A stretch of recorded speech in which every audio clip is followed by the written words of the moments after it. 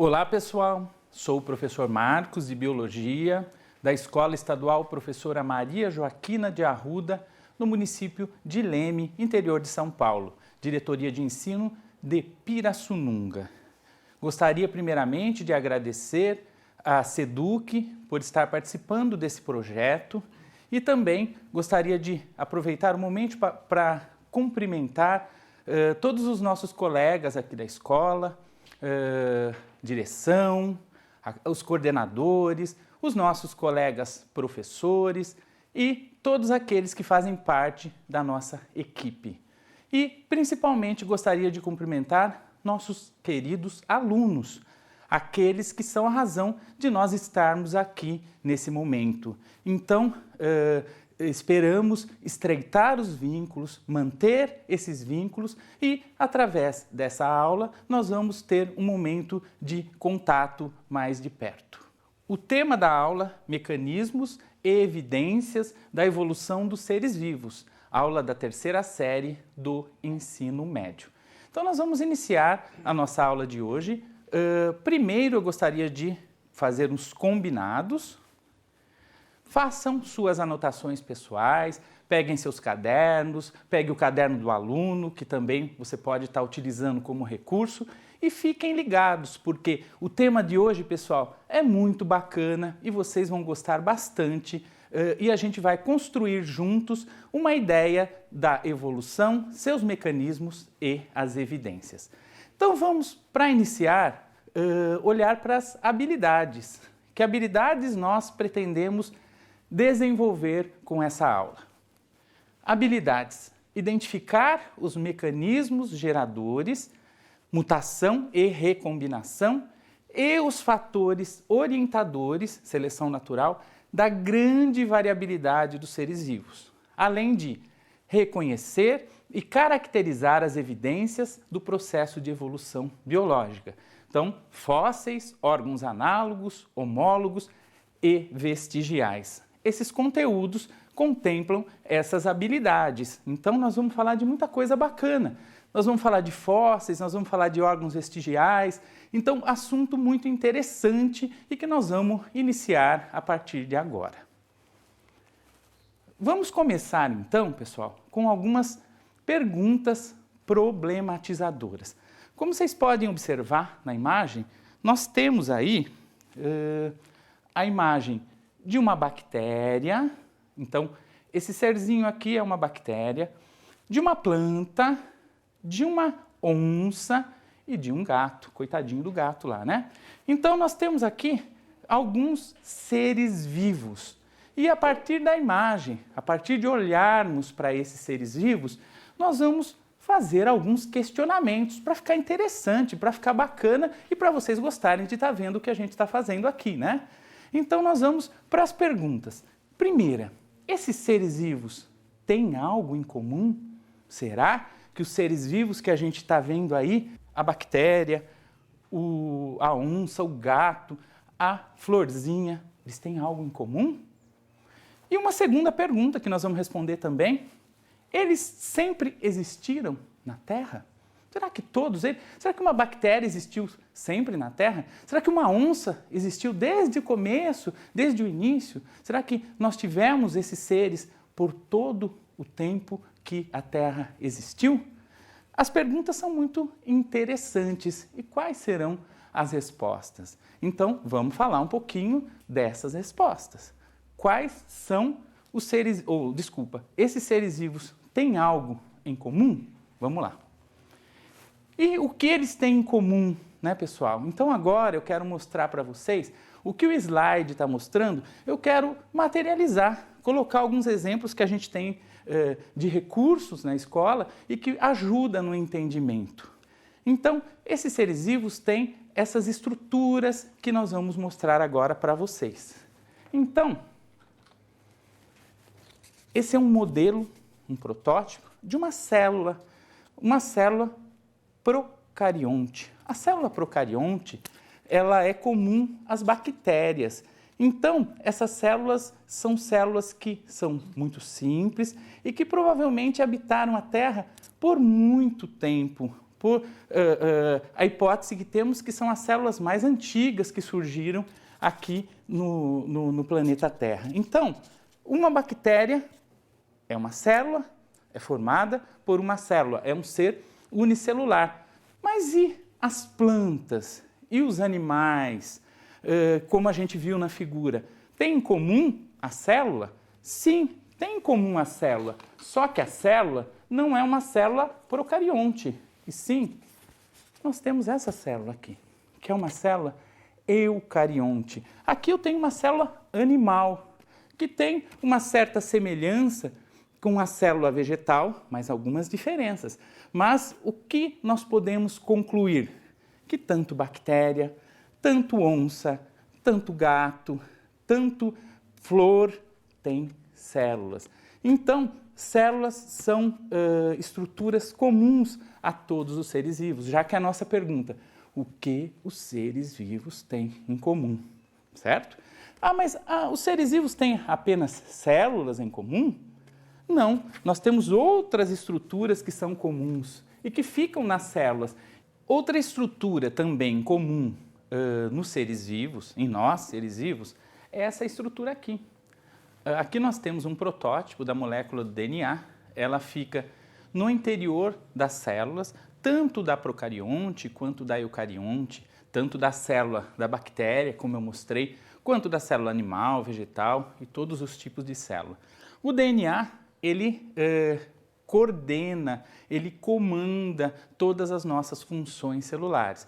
Então, ele é comum a todos os seres vivos também, ok? Além disso, nós temos outras estruturas presentes em todos os seres vivos. Outra característica comum a todos os seres vivos é a origem comum. As teorias mais aceitas no meio científico nos mostram que todos nós temos uma origem comum. Inclusive, é feita uma analogia a uma árvore. É como se a gente fosse ligado como os galhos de uma árvore. Inclusive, temos um conceito chamado árvore filogenética, que mostra a filogenia, que é o parentesco evolutivo entre os seres vivos. Então, a origem comum é outra característica que temos, que todos os seres vivos têm. E uma quarta característica, que é muito simples, mas importante que lembremos, é o ciclo vital. Todos nós nascemos, todos nós crescemos, desenvolvemos, temos a oportunidade de reprodução e morremos. Então, essas características são comuns a todos os seres vivos. Vamos lembrar, então, da nossa bactéria, da nossa onça, do nosso gato, da nossa flor. Todos eles têm essa estrutura em comum.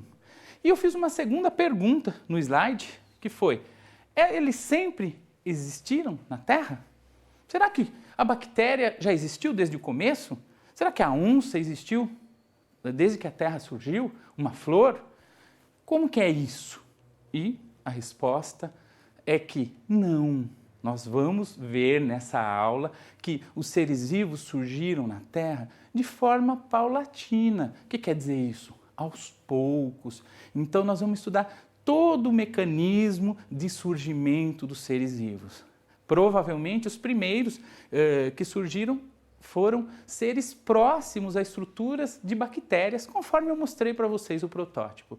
E os outros foram surgindo de acordo com o que nós vamos estudar nessa aula. Bom, então vamos seguir com a nossa conversa, né? E eu vou fazer mais uma pergunta, que vai nos ajudar a entender todo esse assunto que a gente se propôs a conversar nessa aula. Como surgiram tantas espécies de seres vivos e continuam surgindo até hoje? Como que tem bactéria, tem protozoário, tem animal, tem vegetal, tem N espécies, tem uma biodiversidade muito grande. Nós temos um exemplo aqui no nosso país, que é a Amazônia, mas também outros biomas, como o cerrado, como o próprio oceano, é muito rico em biodiversidade. Como que surgem tantas espécies de seres vivos e como que continua surgindo até hoje? Qual é a explicação para tudo isso? E vamos ver então, né? Todo mundo já pensou um pouquinho como que isso acontece? Qual seria a resposta? Um momento de reflexão? Então, como eu disse, tantas espécies surgindo e tantas espécies que surgiram, qual a explicação?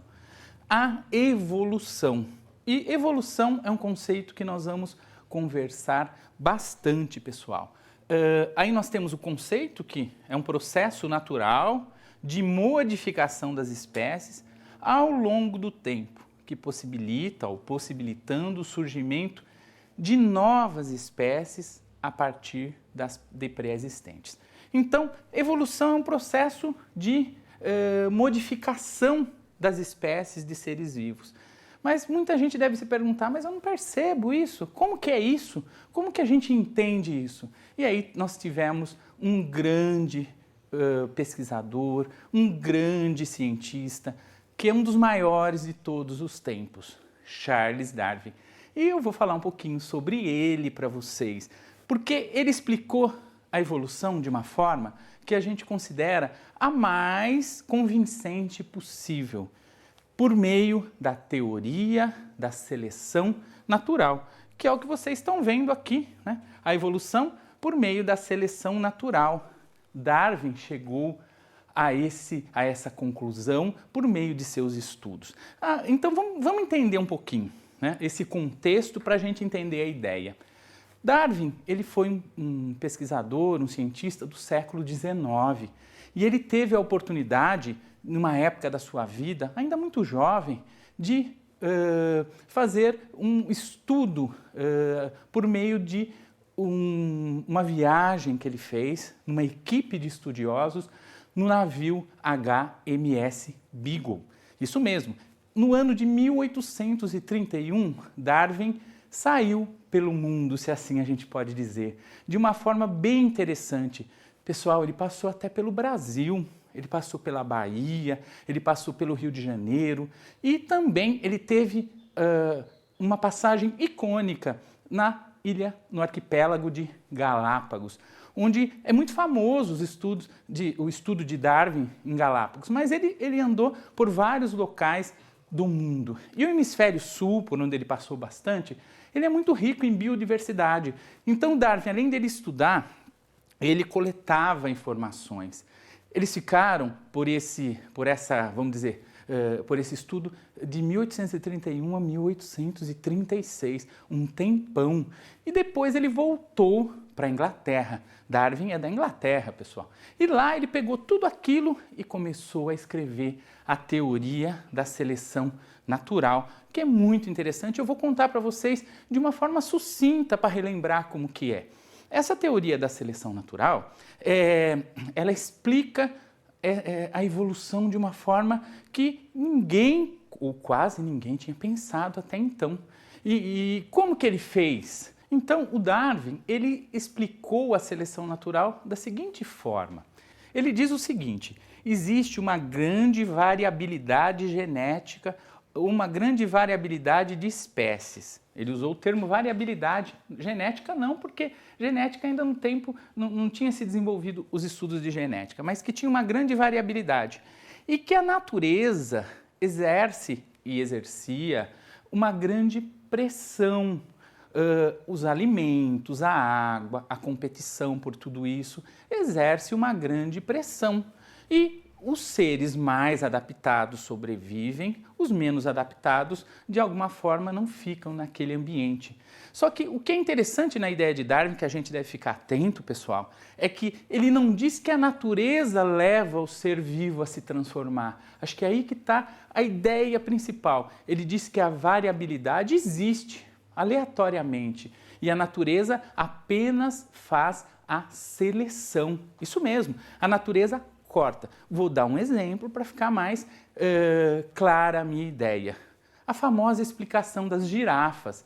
Girafas de pescoços longos, girafas de pescoços curtos. Não foi a natureza que modificou o pescoço da girafa e que induziu essa modificação. Segundo Darwin, a variabilidade existia. Já de pescoço curto, já de pescoço longo, a natureza apenas selecionou. Em suma, a teoria da seleção natural de Darwin tem essa explicação. E olha que curioso, pessoal, Darwin apenas publicou o seu livro falando da seleção natural, que é o livro A Origem das Espécies, em 1859. Se a gente fizer as contas, ele terminou a viagem no Beagle em 1836. Então ele demorou 23 anos para organizar essas ideias e ter condição de publicá-la. Então, a partir disso, nós vamos entender melhor a ideia de evolução. Só que tem um porém. Nem Darwin, nem ninguém na época sabia de uma coisa. E essa é a pergunta que nós vamos fazer agora. Quais são as causas da variabilidade? Essa variabilidade aqui, ninguém sabia. Por quê? Nesses anos que Darwin publicou e antes, ninguém tinha estudado de uma maneira mais aprofundada a genética. Os estudos da genética foram mais para o final do século XIX, com Mendel. E só depois a ideia de Darwin foi de uma forma mais ampla, entendida para explicar a seleção natural. Toda a parte de ideia ficou bacana, porém ninguém sabia explicar a variabilidade genética. E os cientistas, então, eles começaram a organizar as ideias, isso já no século XX, e começaram a buscar explicações para a variabilidade genética. Então nós vamos ver agora, pessoal, para a gente entender a ideia, porque a teoria da seleção natural foi chamada de darwinismo. O darwinismo, as ideias de Darwin, ficou muito forte. Porém, faltava essa questão que eu falei para vocês da variabilidade genética. Vamos então ver quais são as causas da variabilidade que foram descobertas depois por alguns cientistas. Vamos lá então. Os mecanismos da variabilidade foram explicados por esses cientistas. Então, esses mecanismos aqui, mutações e recombinação gênica. Então, para a gente entender a ideia geral da evolução, nós vamos aqui olhar um pouco para esses dois mecanismos. Para isso, eu vou usar o quadro aqui ao lado, que está explicando a mitose. Mas por que eu trouxe a mitose? Vocês vão entender. A mitose é uma divisão celular, de uma forma bem sucinta, que nós sofremos, que todos os seres vivos sofrem desde sempre, desde que surgem, porque uma célula vira 2, 4, 8, desde que a gente é embrião, é por mitose. Toda a pele da gente, intestino, sangue, toda a renovação celular acontece por meio da mitose. E vocês estão vendo aqui uma célula se dividindo em duas. Eu só quero exemplificar, não quero deixar nada complexo. Então, uma célula se dividiu em duas, né? Nós temos aqui uma célula com os cromossomos aqui, mas nós não vamos entrar nesses detalhes, e se dividem em duas idênticas. Esse é o processo de mitose. Porém, a mitose pode ter erros. E quando os erros não são legais para o nosso organismo ou para qualquer organismo, nós temos formação de células tumorais, benignas, malignas, mas não é isso que nos interessa nesse momento.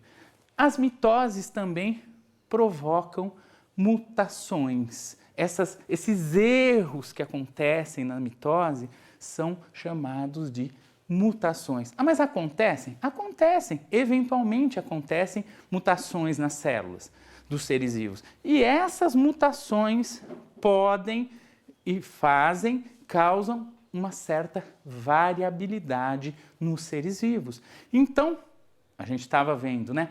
Quais são as causas da variabilidade? Uma delas são as mutações, que na verdade são erros, são as mitoses que acontecem de uma forma errada e ao longo dos tempos pode dar uma vantagem evolutiva para determinado ser vivo quando a natureza selecionar. Então isso completa a ideia de Darwin, tá? O segundo mecanismo é o mecanismo de recombinação gênica. Mas o que é esse mecanismo de recombinação gênica? Para explicá-lo, eu vou mostrar outra figura aqui, vou virar aqui, que é a meiose. Uma meiose é um termo em biologia que é usado para se explicar a formação dos gametas. Gameta, só para a gente lembrar, célula sexual. Então a meiose é o que acontece, usando o exemplo de nós humanos, de mamíferos, ocorre para reduzir o número de cromossomos, para formar espermatozoide, no caso humano, óvulo, né? Então a meiose acontece dessa forma, ela reduz o número de cromossomos. Só que eu vou ao ponto, vou ser bem claro. Tem um pontinho, uma partinha da meiose que nos interessa, que é aqui, a meiose 1. A meiose ela é bem complexa, nós não vamos entrar nessa complexidade, né? Mas na meiose 1 acontece um fenômeno chamado permutação, que a gente encontra na literatura o nome de crossing over, que quer dizer assim, traduzindo, os bracinhos dos cromossomos são trocados. E na hora que esses braços dos cromossomos são trocados, faz com que cada gameta seja único. Cada gameta seja diferente. Isso garante uma grande variabilidade dos seres que vão surgir.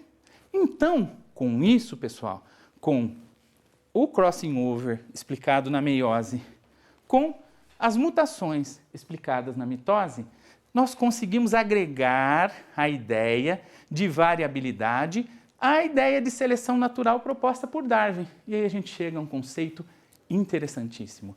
Nós falávamos a evolução por seleção natural, que a gente chamava de darwinismo. Só que as ideias novas fez com que o darwinismo seja denominado neodarwinismo. Neo, de novo, tem ideia nova agregada à ideia de Darwin. E com isso, a gente explica o mecanismo de seleção natural, que é aquele que melhor explica a evolução dos seres vivos, que são as modificações ao longo dos tempos. Tá ok? Então, pessoal, vimos que a evolução explica a possibilidade de surgir novas espécies a partir de espécies pré-existentes.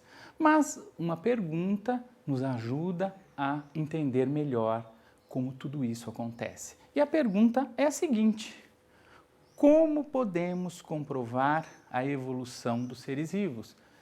Nós tivemos toda uma explicação da teoria da evolução, a mais aceita, mas existe comprovações? Bom, vamos pensar um pouquinho nisso. Evidências da evolução. Para comprovar, nós temos que ter evidências. Mas antes de entrarmos no assunto, nós vamos refletir um pouquinho sobre o termo evidência. Vamos lá? Vamos pensar um pouquinho nisso? O que significa evidência? Evidência é uma opinião ou evidência é um fato? Evidência seria a minha opinião?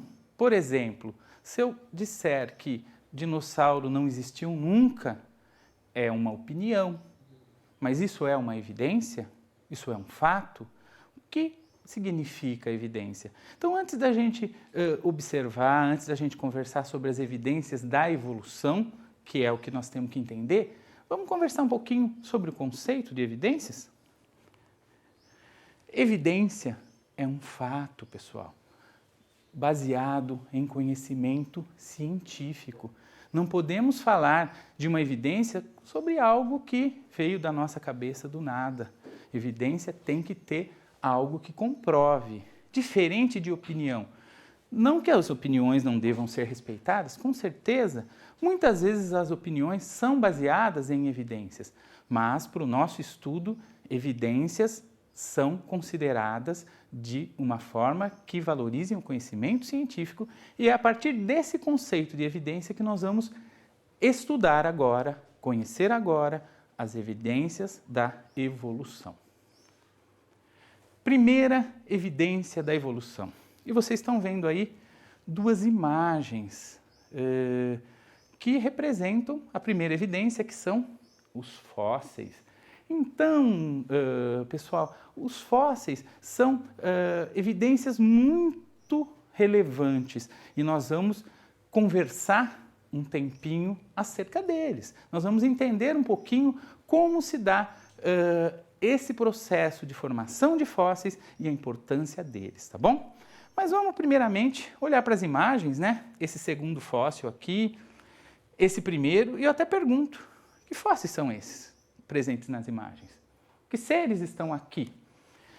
Vou começar, eu acho que é o mais difícil, do segundo aqui. Esse daqui é um fóssil de um ser chamado trilobita. Trilobita foi um crustáceo que existiu, mas não existe mais. É uma comprovação de que seres existiram e deixaram de existir ao longo do tempo. Então nós estamos vendo aqui a imagem de um trilobita, um fóssil que a gente encontra de uma forma relativamente, vamos dizer, fácil. E aqui nós temos, primeiro aqui, um fóssil de um peixe. Nós temos vários peixes, né, que vivem nos rios, nos mares, nos oceanos, mas tivemos peixes já faz um tempo que surgem peixes no nosso planeta e muitos deles foram fossilizados. Então nós estamos vendo aqui a imagem de um fóssil, que é uma evidência da evolução, tá certo? Então, vendo aqui que os fósseis são evidências relevantes e identificando. E uma segunda pergunta, por que os fósseis podem ser considerados evidências importantes da evolução dos seres vivos? Por que fóssil é importante? Por que ele é uma comprovação que vale a pena a gente olhar de uma forma mais detalhada? Vamos entender melhor? Os fósseis são evidências que nos ajudam a perceber que nosso planeta foi habitado por seres diferentes do que existem agora e permitindo comparar com os seres atuais. Eles são praticamente documentos. Então, o que seria um fóssil, né? Fóssil pode ser restos, vestígios, fósseis podem ser fezes, fósseis podem ser pegadas. Então, nós temos uma gama de fósseis. A gente tem, normalmente, a imagem de um fóssil numa rocha impregnada. É o que mais representa a imagem de um fóssil. Mas só para ampliar um pouquinho o nosso leque de conhecimento, nós temos fósseis encontrados em geleiras, por exemplo, fósseis de mamute. Nós temos fósseis encontrados em âmbar, que é uma resina vegetal. Então, nós temos uma gama de fósseis que são encontrados e que nos mostram, né, essa evidência de uma forma mais clara. Então, fósseis são documentos importantes que a gente deve considerar.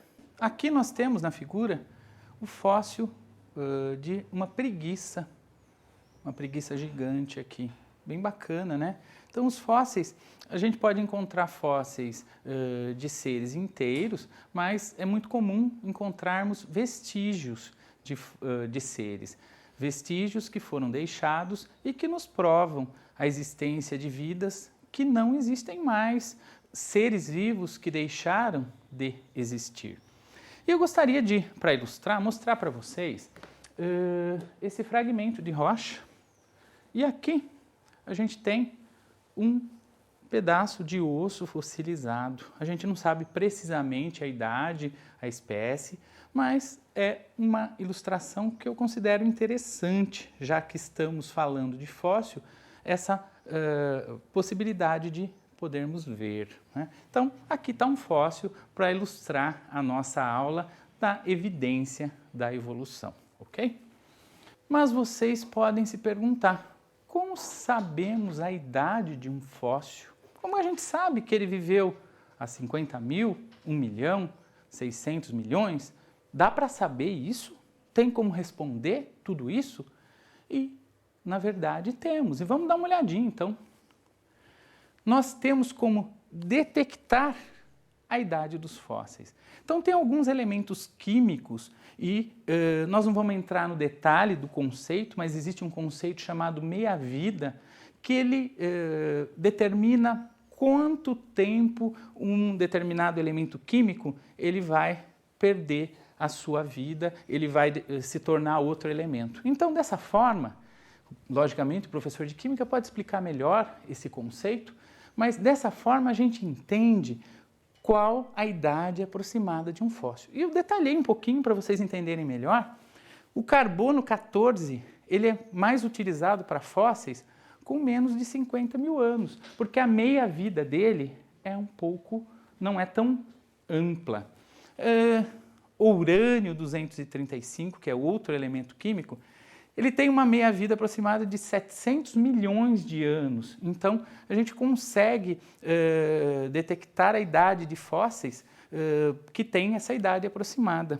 E o potássio, 40, ele já tem uma meia-vida maior, de aproximadamente 1,3 bilhão de anos. Mas você fala, mas como assim? Como que a gente sabe? Porque o fóssil, boa parte das vezes, você encontra, como eu mostrei, em rochas.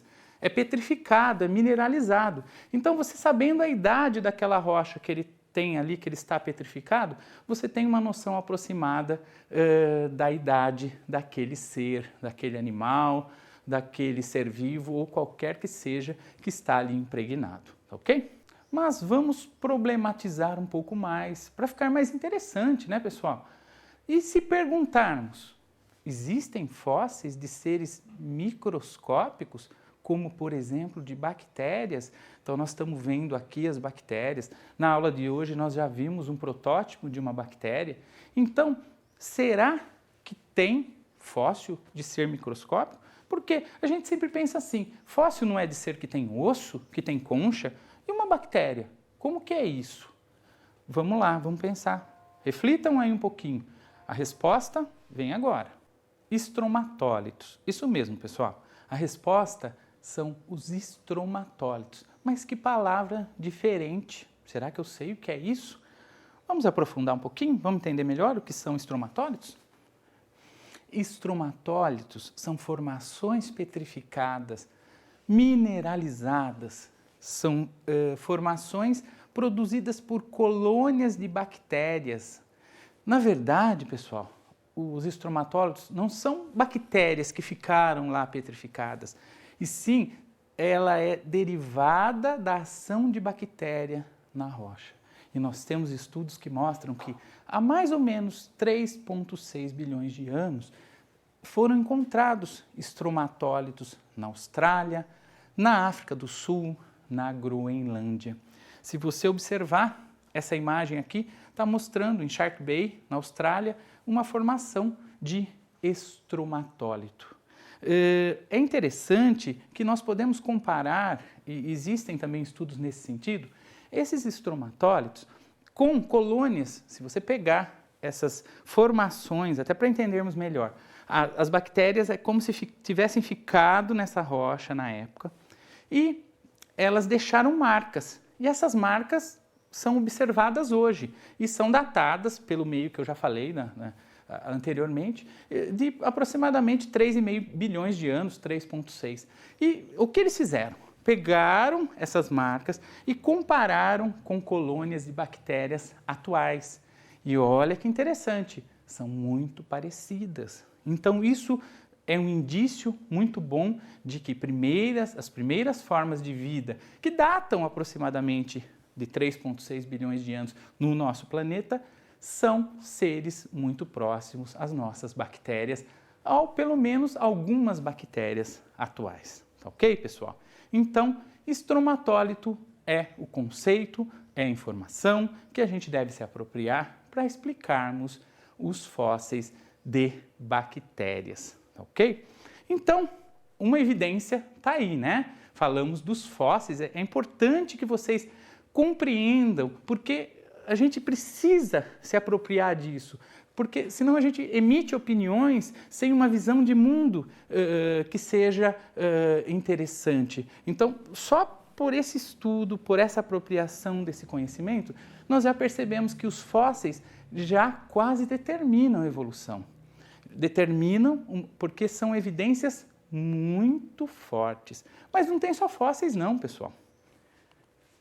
Nós temos outras evidências. E aqui eu vou mostrar uma imagem para ilustrar uma segunda evidência. Vocês têm aqui o braço humano e membros de outros animais, do cão, do pássaro, da baleia. Então, esses órgãos abaixo, eles apresentam a mesma função? Será que todos fazem a mesma coisa aqui? E a origem embrionária, na hora que é formado o embrião, será que é a mesma? É semelhante? Então, por meio desses estudos aqui, a gente vai entender uma outra evidência. E vamos responder essas duas perguntas, né? Eles têm a mesma função? A origem embrionária é semelhante? Vamos ver? E vamos entender um conceito de órgãos homólogos. Isso mesmo, o nome é um pouco diferente, mas o conceito é tranquilo, vocês vão ver. Nós temos aqui, ó, como eu mostrei na imagem anterior, nós temos braço, vamos voltar um pouquinho, né? Nós temos membros de cão, de pássaro, de baleia, e eles têm uma mesma origem embrionária, porém, eles não têm as mesmas funções. Eu usei outros exemplos aqui, até para ampliar nosso rol de exemplos. A asa de morcego e uma nadadeira de golfinho também são comparações que a gente faz, que eles não têm a mesma função, porém, eles têm a mesma origem embrionária, os estudos mostram. Mas o que isso nos evidencia? Evidenciam que eles realizam funções diferentes porque houve uma divergência evolutiva. Mas para ter divergência evolutiva, pessoal, tem que ter evolução. Então, a segunda evidência da evolução são os órgãos homólogos, que são explicados aqui nesses dois slides. Então, ó, já sabemos sobre fósseis, já sabemos sobre órgãos homólogos, tá bom? Então, vamos agora a mais evidências da evolução, porque nós vamos sair da aula convencidos das evidências que eu estou colocando para vocês. E eu vou para uma pergunta. Vamos problematizar para entender melhor, para acionar, né, o nosso cérebro, para a gente pensar um pouquinho mais a respeito, porque senão a gente também fica tudo mastigado, fica tudo muito fácil. Então a gente precisa pensar antes, né? Embora asas de um morcego, ó, pensa comigo, de uma ave, de uma borboleta, ó, asa de morcego para o morcego voar, de borboleta, e a de pássaro também é para voar. Eu estou fazendo uma afirmação aí. Eles têm a mesma função, que é o voo. Os três é para voar. Mas a origem delas na fase embrionária é diferente. Então, não é a mesma origem embrionária. Como a gente explica isso? Já que, anteriormente, quando a gente falou de órgãos homólogos, a gente falava assim, ó, a origem embrionária é a mesma, a função que mudou. Agora mudou. Agora esse conceito está buscando descobrir se tem origem embrionária que não é a mesma e tem a mesma função, o que aconteceu? Qual a explicação para isso? Vamos ver? E aí a gente chega ao conceito de órgãos análogos. O que quer dizer órgão análogo? São aqueles órgãos que têm uma origem embrionária diferente, mas com o tempo ele foi caminhando para uma mesma função. Então, esses órgãos aqui, mais a asa de morcego, eles têm a mesma função.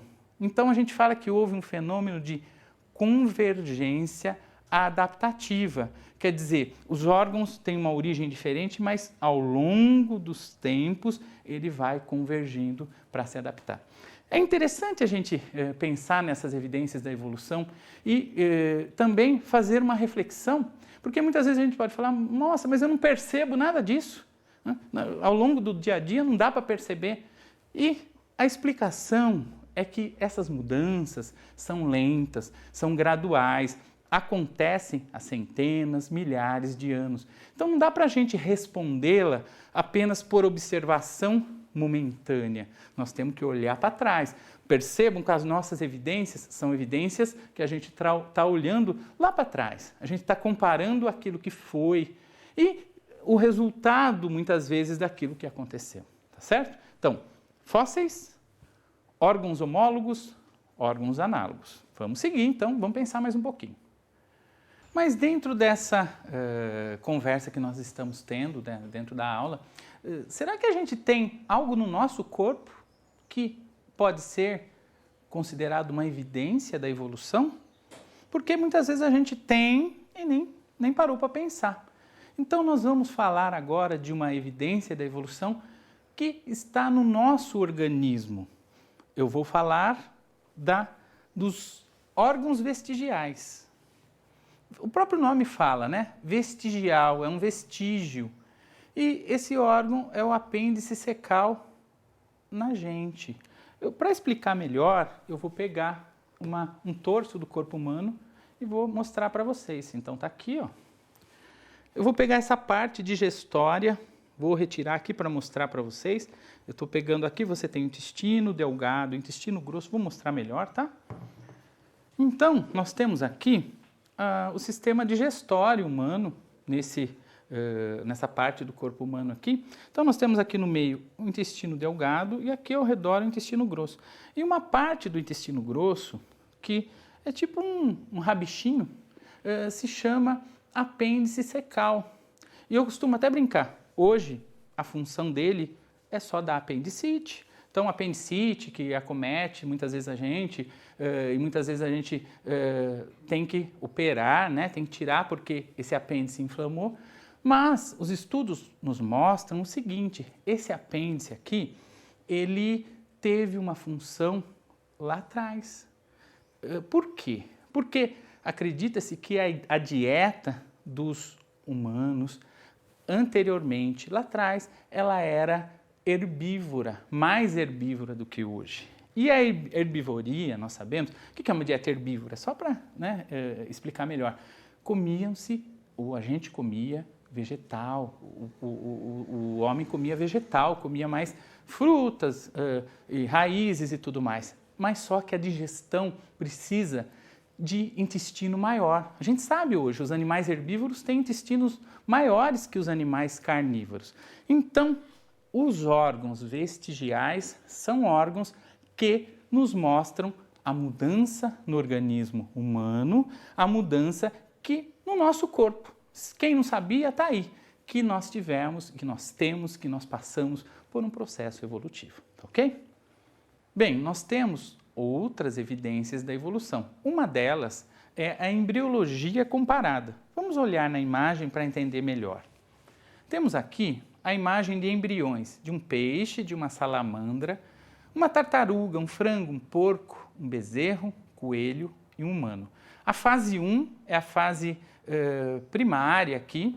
A fase 2, eles já passaram por um processo de desenvolvimento e a fase 3 também, eles já estão um pouco mais desenvolvidos.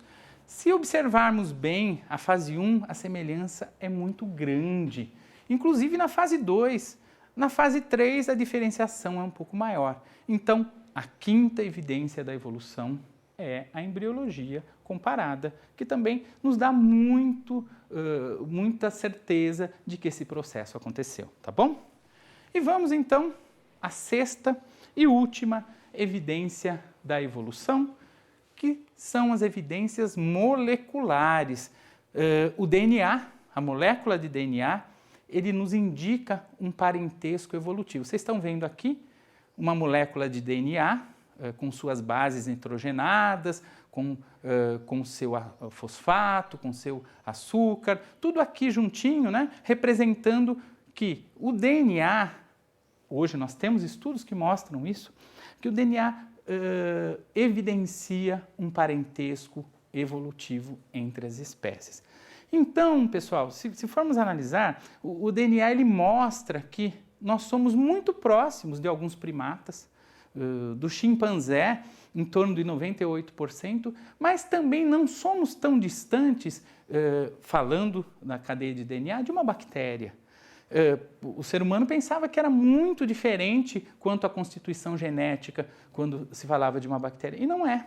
Então, nós temos aí o DNA como um indicador, também como uma evidência da evolução. Tá ok, pessoal? Então, com isso, a gente fecha e explica de uma forma detalhada até as evidências da evolução. Pessoal, aqui eu coloco para vocês um convite, nesse momento ainda de algo que vocês podem fazer virtualmente, mas quando for possível também pode ser feito presencialmente. O que eu coloquei? Eu fiz uma pesquisa aqui no interior do estado, do nosso estado de São Paulo, quais museus de paleontologia vocês, dependendo da região do estado que você pode visitar. Então, o Museu de Paleontologia de Rio Claro, que fica próximo à nossa região, quem é da região aqui de Leme, de Campinas. O Museu de Paleontologia de Marília, que já fica em outra região do estado também. O Museu de São Carlos, que também não fica tão longe daqui. O Museu de Monte Alto, que é bacana também, lá tem fósseis de dinossauro, é um local muito legal para a gente visitar. O Museu de História Natural de Taubaté, na região de São José dos Campos ali, e na capital, que tem alguns museus aqui que vocês podem observar. O Museu da USP, né? 2 museus da USP e um museu aqui, Mugel. Então, todos estão com endereço eletrônico, vocês podem olhar de uma forma pausada e entrar virtualmente e, quando possível, podem visitar. Tudo isso que a gente falou de fósseis de uma maneira sucinta, de uma maneira apresentando para vocês, vocês podem conferir e com um pouco de conhecimento, tá certo, pessoal? Então, vamos revisitar nossa aula, vamos ver o que a gente teve a oportunidade de refletir, de pensar e de tentar e buscar se apropriar hoje, pessoal.